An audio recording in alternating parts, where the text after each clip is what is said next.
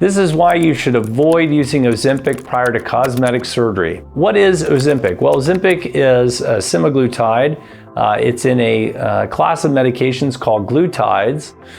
These are injectable medications, at least for now they're injectable, that suppress patients' appetite and helps patients ultimately lose weight. And patients can lose significant weight. These medications are also sometimes used for management of diabetes.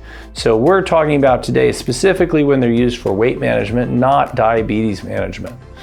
So if you're using Ozempic, Wegovy, Zepbound, Mounjaro, semaglutide, tirzepatide, you're using any of those medications for weight management, I recommend weaning yourself off of those medications prior to cosmetic surgery.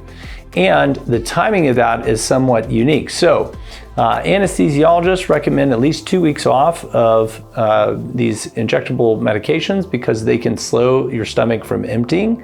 And if you keep fluids and food substances in your stomach longer, then when they go to intubate you, you might actually regurgitate whatever's in your stomach and aspirate it, meaning breathing it in. And so that can be a problem, obviously. So anesthesia recommends 2 weeks off prior to general anesthetic if you're using these medications for weight management. However, I actually think it should probably be more like a month. And it's not for gastroparesis or stomach emptying. I think it's better because I want patients to switch their calorie balance to being net positive again, to make sure they're no longer in a catabolic or breakdown state in their body. And that's because the surgeries I do with breast and body surgery tends to create more injury to the body, and you have to heal that up. In order to heal injury, you have to have calories to do that. And if you're taking a medication that suppresses your appetite and you're not eating, well, you might have a higher risk of wound healing problems. Now, we don't have a lot of data on that, but it stands to reason that that could be an issue. And so therefore, I recommend a month ahead of surgery, weaning yourself off of these medications prior to breast and body surgeries, making sure that you're in a good calorie consumption state. And then when we do the surgery, I recommend at least a month afterwards to still be off those medications because you actually want to increase your calorie intake.